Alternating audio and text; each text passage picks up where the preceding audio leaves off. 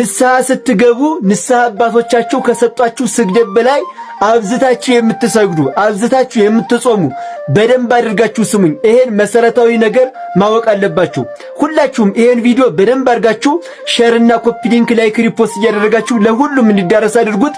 ሁላችሁም ፎሎ አድርጉና ጀምሩ ቤቱን።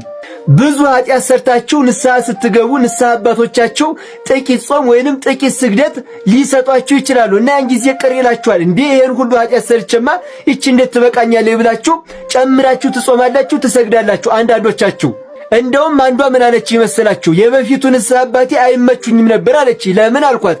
ብዙ ኃጢአት ነግሬያቸው ጥቂት ነገር ነው የሚሰጡኝ። ቀኖና ሲሰጡ ከበድ ያለ ነገር አይሰጡኝምና አይመቹኝም አለችኝ። አያለማወቅ።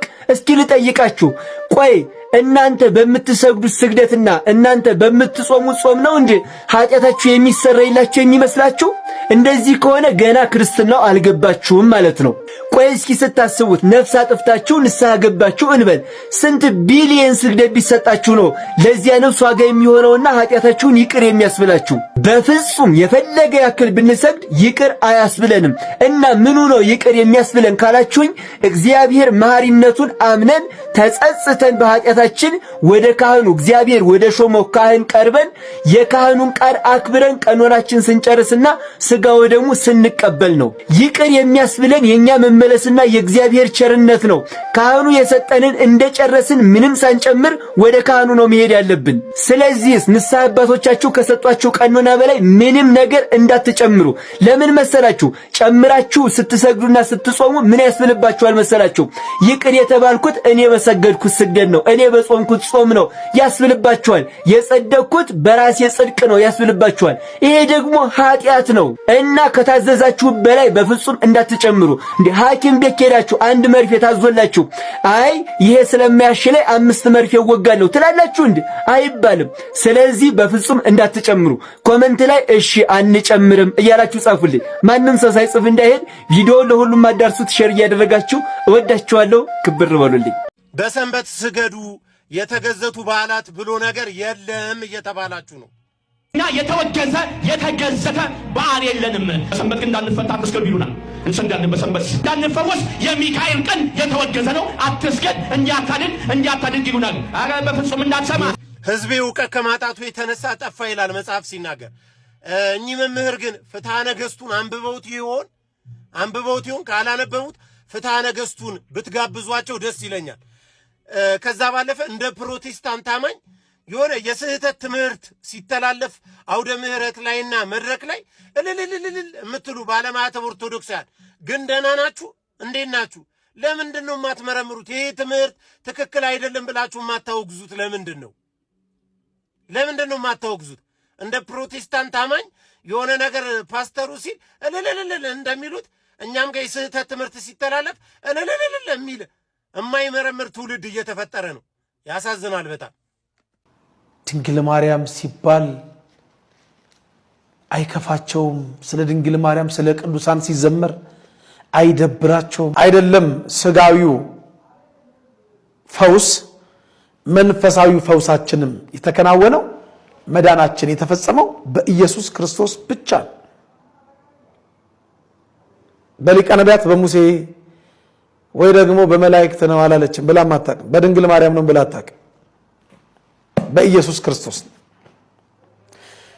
ከዘላለም ሞት ወደ ዘላለም ሕይወት የተሻገር ነው። ከጨለማ ወደሚደነቅ ብርሃን የወጣ ነው። ከሲኦል ወደ ገነት የተሻገር ነው በኢየሱስ ክርስቶስ ሞት ነው።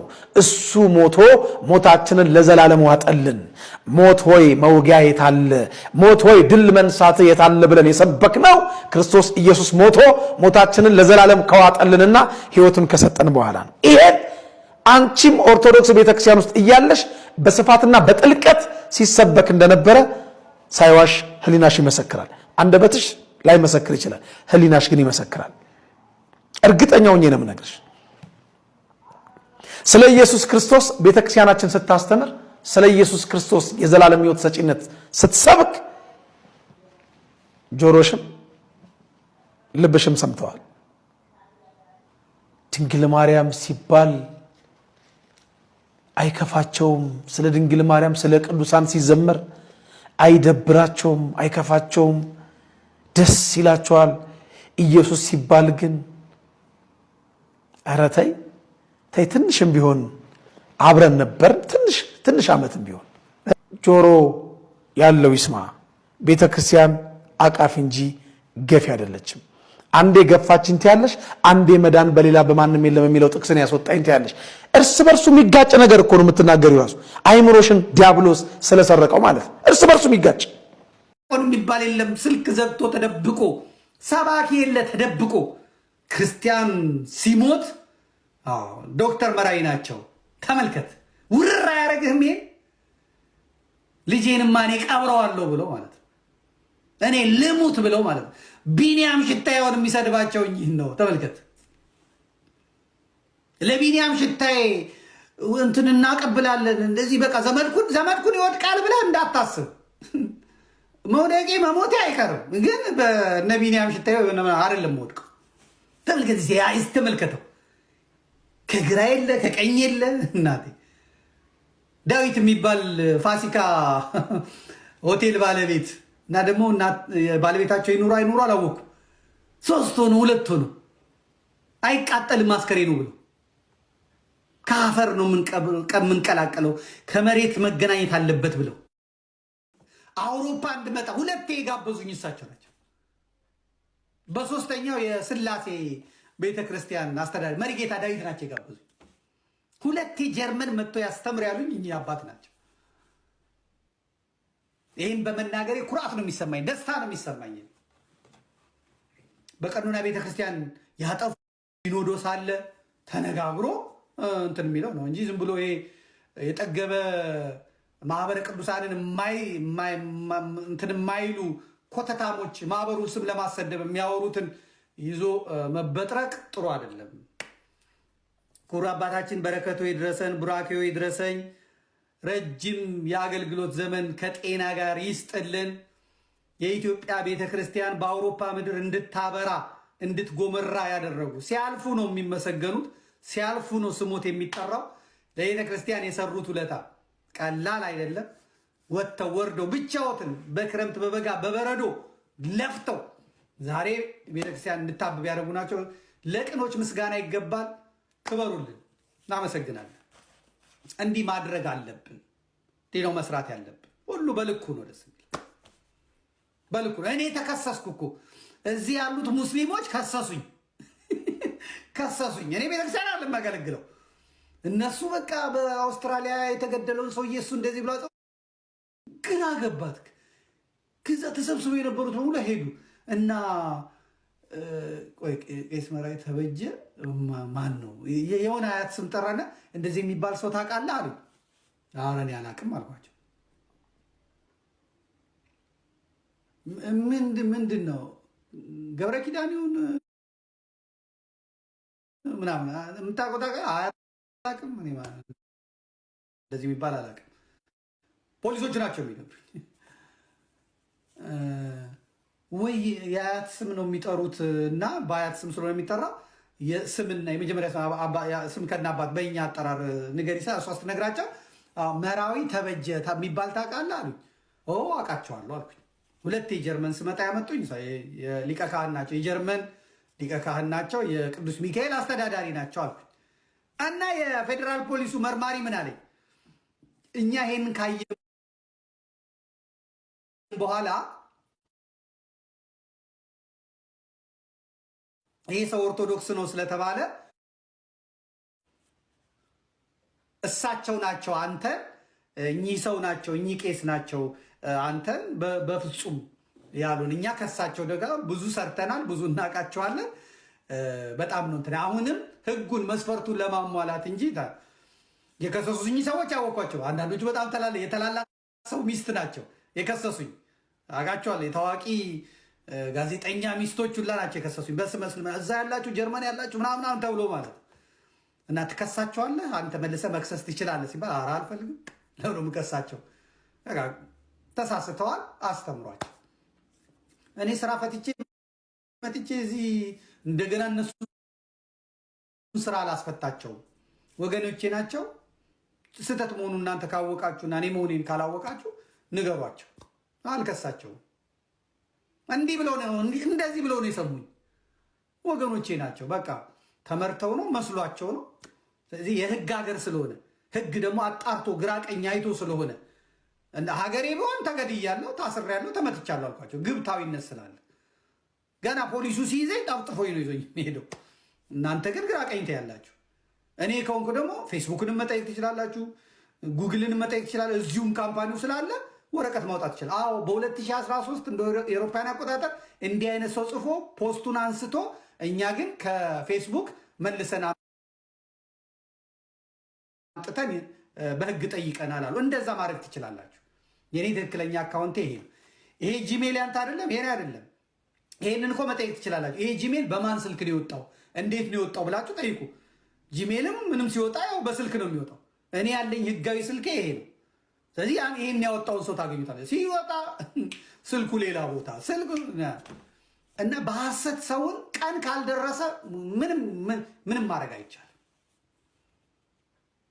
ምንም ማድረግ አይቻልም። ደረቴን ነፍቼ ቀና ብዬ ነው የምሄደው። ህግ ያለበት ሀገር፣ በህግ የሚጠየቁበት ሀገር ነው ያለው። በሁለተኛው የተከሰስኩ ጊዜ እነ በቀለ ገርባ እነማ የከሰሱኝ ጊዜ ፌዴራሎቹ ቤቴን የመጡት ግቡ ነው ያልኳቸው። ገቡ። ቤቴን ያስጎበኘዋቸው የምኖርበትን ቤት። ይሄ ወንዱ ልጄ ቤት ነው፣ ይሄ እኔና ባለቤት የመኝታ ቤት ነው፣ ይሄ ሴቷ ልጄ ቤት ነው። ደግሞ ማንም የለም ነበር። ቁጭ ብለን የነሱ ገና ሳምንታቸው ነው ቫይናክተን የሚሉት ሳምንት የዛ ወር ውስጥ ነው። አውርተን ይሄን ያልኩት በዚህ ምክንያት ነው። አይ ሰውየው እንደዚህ ብሎኛል እኮ እንደዚህ ያልኩት ለዚህ ምክንያት ምን ብሎ ነው? ዩኒቨርሲቲ መምህር ነው። ኦሮምኛ ካልተናገረ ዕቃ እንዳትሸጡ እንዳትገዙ ምናምን የሚል ሰው ነው። እንዳታገቡ የሚል ሰው ነው። እና ይህንን እቃወማለሁ። ይህን በመቃወሜ እጠየቃለሁ አልኳቸው። እንደውም ሶስተኛው ዓለም ሆነ እንጂ እንዲህ አይነት ማታጋይ አውሮፓ ቢሆን ኖቤል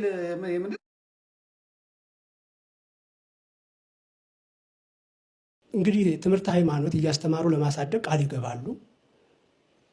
ክርስትና አባት ክርስትና እናት የሚሆነው ከህፃኑ የተሻለ ነው። ከህፃኑ ያወቀ ነው። አሁን እኛ ለምንድን ነው ክርስትና የምናነሳው? እገሌን ወደዋለሁ ልዛመደው፣ እገሊትን ወዳታለሁ ልዛመዳት እንጂ ክርስትናውን አውቀን ተንከባከቤ የእግዚአብሔር መንግስት አባል አድርጌ አስቀጥለዋለሁ በሚል አይደለም። በ40 ቀን በ80 ቀን የሚነሱት ህፃናት 20 30 40 ዓመት ሆኖ ህፃናቱን የሚያነሳው እኩል ነው በሃይማኖት። በጣም በሚገርመው እሱም ጸሎት ሃይማኖትን አያውቀውም፣ ህፃኑም ማለት ግን ክርስትና አባት ብሎ ህፃን ያነሳል። ክርስትና እናት ነኝ ብላ ህፃን ታነሳለች። እንዲህንንም ልንቀይረው ይገባል። አባቶቻችን ልንቀይረው ይገባል። ከቤተ ክርስቲያን ቤተሰብ የሚወለዱ ህፃናት ያው በ40 ቀን በ80 ቀን ነው። ነገር ግን ማንኛውም ሰው በክርስቶስ አዳኝነት ካመነ በማንኛውም እድሜ ከመጠመቅ አይከለከልም። ሰላም ቤተሰብ እንደምን አመሻችሁ።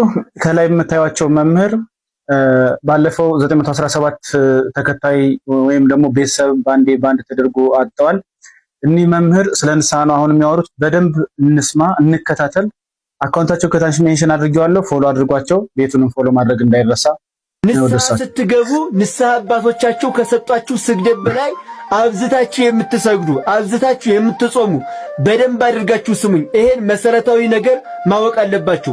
ሁላችሁም ይሄን ቪዲዮ በደንብ አድርጋችሁ ሼርና ኮፒ ሊንክ ላይክ ሪፖስት እያደረጋችሁ ለሁሉም እንዲዳረስ አድርጉት። ሁላችሁም ፎሎ አድርጉና ጀምሩ ቤቱን። ብዙ ኃጢአት ሰርታችሁ ንስሐ ስትገቡ ንስሐ አባቶቻችሁ ጥቂት ጾም ወይንም ጥቂት ስግደት ሊሰጧችሁ ይችላሉ እና ያን ጊዜ ቅር ይላችኋል። እንዴ ይሄን ሁሉ ኃጢአት ሰርቼማ እቺ እንዴት ትበቃኛለች ብላችሁ ጨምራችሁ ትጾማላችሁ፣ ትሰግዳላችሁ። አንዳንዶቻችሁ እንደውም አንዷ ምን አለች ይመስላችሁ? የበፊቱ ንስሐ አባቴ አይመቹኝም ነበር አለች። ለምን አልኳት? ብዙ ኃጢአት ነግሬያቸው ጥቂት ነገር ነው የሚሰጡኝ። ቀኖና ሲሰጡ ከበድ ያለ ነገር አይሰጡኝምና አይመቹኝም አለችኝ። አያለማወቅ። እስኪ ልጠይቃችሁ፣ ቆይ እናንተ በምትሰግዱት ስግደትና እናንተ በምትጾሙት ጾም ነው እንጂ ኃጢአታችሁ የሚሰረይላችሁ የሚመስላችሁ? እንደዚህ ከሆነ ገና ክርስትናው አልገባችሁም ማለት ነው። ቆይ እስኪ ስታስቡት ነፍስ አጥፍታችሁ ንስሐ ገባችሁ እንበል። ስንት ቢሊየን ስግደት ቢሰጣችሁ ነው ለዚያ ነፍስ ዋጋ የሚሆነውና ኃጢአታችሁን ይቅር የሚያስብላችሁ? በፍጹም የፈለገ ያክል ብንሰግድ ይቅር አያስብለንም። እና ምኑ ነው ይቅር የሚያስብለን ካላችሁኝ እግዚአብሔር መሐሪነቱን አምነን ተጸጽተን በኃጢአታችን ወደ ካህኑ እግዚአብሔር ወደ ሾመው ካህን ቀርበን የካህኑን ቃል አክብረን ቀኖናችን ስንጨርስና ሥጋው ደግሞ ስንቀበል ነው። ይቅር የሚያስብለን የኛ መመለስና የእግዚአብሔር ቸርነት ነው። ካህኑ የሰጠንን እንደጨረስን ምንም ሳንጨምር ወደ ካህኑ ነው መሄድ ያለብን። ስለዚህ ንስሐ አባቶቻችሁ ከሰጧችሁ ቀኖና በላይ ምንም ነገር እንዳትጨምሩ። ለምን መሰላችሁ? ጨምራችሁ ስትሰግዱና ስትጾሙ ምን ያስብልባችኋል መሰላችሁ? ይቅር የተባልኩት እኔ በሰገድኩት ስግደት ነው፣ እኔ በጾምኩት ጾም ነው ያስብልባችኋል። የጸደቅኩት በራሴ ጽድቅ ነው ያስብልባችኋል። ይሄ ደግሞ ኃጢአት ነው እና ከታዘዛችሁ በላይ በፍጹም እንዳትጨምሩ። እንደ ሐኪም ቤት ሄዳችሁ አንድ መርፌ ታዞላችሁ አይ ይሄ ስለማያሽለኝ 5 መርፌ ወጋለሁ ትላላችሁ እንዴ? አይባልም። ስለዚህ በፍጹም እንዳትጨምሩ። ኮሜንት ላይ እሺ አንጨምርም እያላችሁ ጻፉልኝ። ማንም ሰው ሳይጽፍ እንዳይሄድ ቪዲዮ ለሁሉም አዳርሱት፣ ሼር እያደረጋችሁ። እወዳችኋለሁ። ክብር በሉልኝ። ታስታውሳላችሁ? በፊት እንደዚህ ስንል እራ አውርድ እጅህን፣ ሀገራችን ላይ መከራ ልታመጣብን ነው፣ ልታስጨርሰን ነው ይባል ነበር። አሁን ግን ምን ያህል ሰውን ኢትዮጵያ ላይ እንዲህ ብሎባት ያለው ግን ከመከራ መከራ የተሻገረ ያለው ሰው ምን ያህል እንዲህ ብሎ ያለው ግን። ስሜ አባ ቅዱስ ዮሐንስ ተስፋ ማርያም እባላለሁ። ይሄ ቪዲዮ ለመምህር ሰሎሞን ተጋረድና ለአባ ዮሐንስ የመንፈስ ልጆች ይድረስልኝ። ቪዲዮ ሰርቼ ነበር አይደል?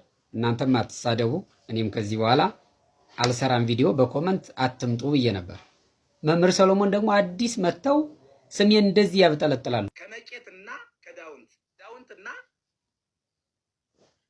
ከአገው ወይም ደግሞ ከሆነ ቦታ ላይ መጥቶ ሲፈነጭብን ይኖር አይችልም። 2 ዓመት ሙሉ ፎሎ ሰበሰበ፣ ይበቃዋል። ካሁን በኋላ በጎንደር አትነግድም። እዛ አንድ ገዳም ወሎ አካባቢ ወይም የሆነ መቄት አካባቢ በቃ ያለ ማስረጃ ነው የሚያወራው። የጎንደር ጥላቻ ጎንደርን ስለሚጠላ ነው፣ የእሱን አካባቢማ እንግዲህ አይተችም የሚል ወሬ ሁሉ ሲያወሩ ሰምቻለሁ። ሌላው ደግሞ አባ ዮሐንስ የሞተ በሬ ያስነሱ ያለው ልጅ ወንቅሸት አይደለም፣ የስም ማጥፋት ሌሎች ጠላቶቻቸው የሰሩት ሊሆን ይችላል አሉ።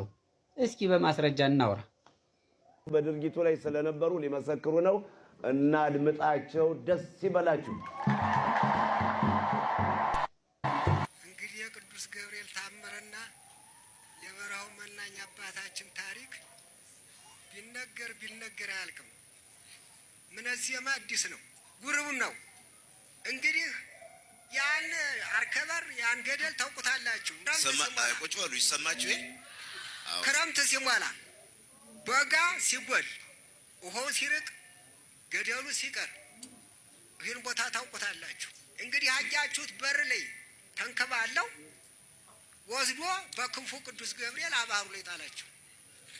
አባሩ ላይ ሲጥላቸው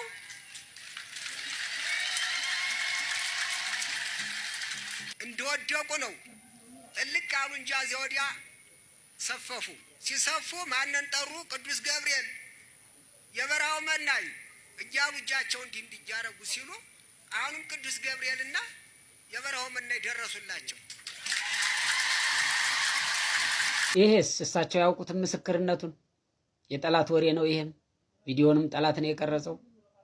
ቆይ እንዴት ነው የምታስቡት ግን ማርያምን? እሺ አሁን ይሄን ቪዲዮ አሳየዋችሁ፣ ተሳደብኩ። እንዲሁ በጣም እኮ ነው የሚገርመው። ተሳደብኩ? አሁን አልተሳደብኩ፣ ቪዲዮ አመጣው ማለት ነው። እሳቸው ያውቁትም ስለሚመሰከረው ምስክርነት ሌላው የዳነው ሰው የሚያደርገው ነው እንጂ እሳቸው አይፈልጉትም ካልከኝ መርሃ ግብር መርተው ለመስካሪው እየሰጡ ነው ማለት ነው። ቀላል ሰው እኮ አይደለውም በነገራችን ላይ። እና ዝም ብሎ እዚህ እንደዚህ እንትናን ስለሚጠላ ነው ጎንደርን ስለሚጠላ ነው አይባልም። በነገራችን ላይ ስለ ወንቅሸት ለማውራት ደራ ወረዳ መወለድ አይኖርብኝም ማለት ነው። እንዴ ስለ ህዝበ እስራኤል ስታወራ እስራኤል ተወልደህ ነው አይባልም። ስለ ቤተ ክርስቲያን የትም ቦታ ትሁን ስለ ስርዓተ ቤተ ክርስቲያን ይመለከተናል ማለት ነው። እና አሁን ይሄ ቢስተካከል ጥሩ ነው። ልክ አይደለም ማለት ስድብ አይደለም። እና ኦርቶዶክሳውያን ድንዛዜ ውስጥ ስለገቡ ይሄ ቄስ የምትለው ጳጳስ የምትለው ሰባኪ የምትለው አብዛኛው አድርባይ በገንዘብ የተጠመደ ለቤተክርስቲያኗ ቅናት የሌለው የቤትህ ቅናት በላኝ ተብሎ ተጽፎ የገንዘብ ቅናት የበላቸው ካገዛዙ ጋር ተጣብቀው ስለሚያገኙት ገንዘብ፣ ስለሚነዱት መኪና፣ ስለሚበሉት ምግብ ጳጳስ ሆኖ ጃኩዚ ውስጥ ተዘፍዝፎ የሚያድር ጳጳስ ሆኖ ስለሚያበስለው ኩከር የሆነ ስለሚያበስለው ምግብ የሚጨነቅ የመነኮሰ ሞተ ማለት ነው ብለው ነው ያስተማሩን አባቶች። የመነኮሰ የላመ የጣመ አይበላም ነው የሚለው ጌታ። የላመና የጣመ ጳጳሱ የሚበላውን አንድ ድሃ አንድ መካከለኛ ገቢ ያለው ኢትዮጵያዊ እንኳን ሊያደርገው አይችልም። የጳጳሱን ምቾት የጳጳሱን ድሎት ሊያገኘው አይችልም። ደሞዛቸው 150 160 ሺህ አንድ ደብር በሄዱ ቁጥር አበል 50 ሺህ 60 ሺህ 80 ሺህ የሚገነጥሉ ባሉበት ሀገረ ስብከት አንድ ካህን የሥራ ቅጥር ለመፈጸም 300 ሺህ 400 ሺህ አሁንማ ከተማ ከሆንማ 1 ሚሊዮን አምጣ 2 ሚሊዮን አምጣ ነው ለመቀጠር። 1 ሚሊዮን ከፍሎ ምን ሊሰራ ነው ልትሉ ትችላላችሁ።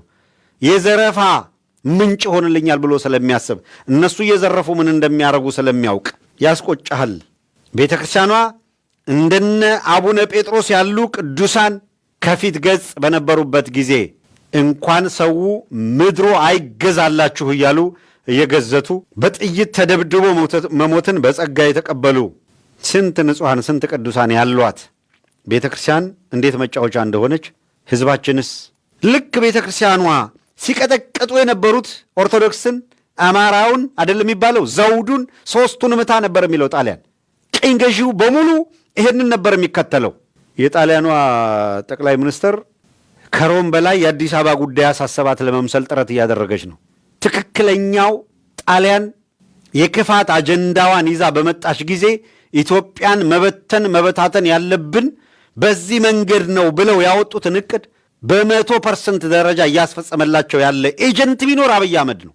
የዘመናት ቂማቸውን ለመወጣት አማራው ላይ ኦርቶዶክሱ ላይ ነገ ከነጎዲያ እኮ አዲስ አበባ የቆመውን ግፋቸውን የሚናገረውን ሐውልት ሊያስፈርሱ ይችላሉ። በዚህ መንገድ አይምሰልህ፣ ቂም አይረሱም። በዓለም ላይ ነጭ መሸነፍ እንደሚችል ምልክት የሆነው እስከ ዛሬም ጥቁር ነጥብ አድርገው የሚወስዱትና በዓለም ፊት በጥቁር የተዋረዱበት ዘመን ስለሆነ የሰው ልጅ አይደለም ቁምቡርስ ነው እያሉ የሚቀልዱበትን ይህንን የጥቁሩን ማህበረሰብ የተሻለ ማሰብ፣ የተሻለ ማቀድ፣ የተሻለ መፈጸም፣ ማሸነፍ የሚችል መሆኑን ለዓለም የታየበት ብቸኛ አገር ቢኖር ብቸኛ ኢትዮጵያ ናት። በዚህ ውስጥ ደግሞ ወደድክም ጠላህም ተወዳዳሪ በሌለው ደረጃ ከፍተኛውን ድርሻ የሚወስደው አማራው ነው። ወደድክም ጠላህም እውነታዊ ነው። ታዲዮስ ታንቱ እስር ቤት የሚማቅቁት በዚህ ምክንያት ነው። ይህንን እውነት ስለተናገሩ ጣሊያን አቅዳ የተንቀሳቀሰችው ለዚህ ነው። ሌላ ይምሰልህ፣ አማራው ካልተመታ፣ ኦርቶዶክስ ቤተክርስቲያን ካልተመታች ዘውዳዊ ስርዓቱ የኢትዮጵያን ሕዝብ በስርዓተ መንግስት ማዕቀፍ ውስጥ እንዲገባ ያደረገው እሱ ነውና እሱ መፍረስ አለበት የሚል ቂመኝነት ውስጥ የከተታቸው ይሄ ነው። ምክንያቱም ሲመጡ በአንዲት አዋጅ ብቻ አጼ ምኒልክ ወረኢሉ ከተህ ጠብቀኝ አሉት። ወረኢሉ ከቶ ጠበቃቸው። ወረኢሉ ከተህ ጠብቀኝ፣ ወደ ጠላት እሄዳለሁና ወደ ጠላት እዘምታለሁና አብለህ ዋሽተህ የምትቀር ብትኖር ግን ትጣላኛለህ ብለዋል። ትጣላኛለህ ብቻ አይደለም ሲምሉ ማርያምን አልምርህም ነበር ያሉት። ሁለት ነገር ውሰዱ ከዚህ ንግግር በቀዳሚነት ሁለት። አንድ የአገሩን ሕዝብ በሙሉ በአንድ አዋጅ የመንግስት ቃል የንጉሥ ቃል የሚያደምጥ ነውና በአንድ አዋጅ ወረኢሉ ከተህ ጠብቀኝ ሲሉት ወረኢሉ ከቶ እንዲጠብቅ ሆነ። እዚያው ላይ ከሃይማኖታቸው ከእምነታቸው አንጻር ተነስተው ደግሞ በአብለህ ዋሽተህ ብትቀር ግን ማርያምን ትጣላኛለህ አሉ። የንጉሠ ነገሥትነት ዘውድና ሥልጣናቸውን ተጠቅመው ብትጣላኝ ወዮልህ አሉት። ሃይማኖት ጠርተው በመሐላ ጸኑት።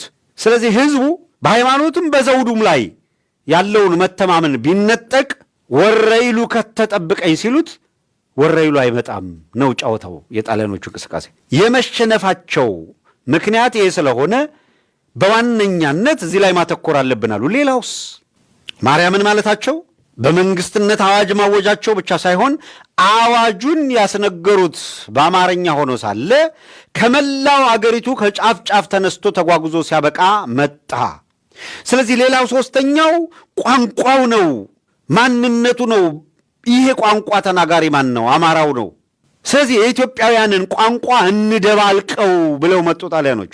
ምን በማድረግ አማራውን ነጥሎ በመምታትና አማርኛ መናገር የአገሪቷን ባህል መከተል ሶሻል ቦንድ ሶሻል ፋብሪክ ስለፈጠረ ያንን ሶሻል ፋብሪክ የሚቆራረጥበትን መንገድ ፕላን አደረጉ። በተበታተነ በጋራ በማይቆም ሕዝብ መካከል ድል ሊያውጁ ገሰገሱ። ብትወድም ባትወድም ብታምንም ባታምንም ሚኒሊክ ዛሬም ንጉሥ ነው።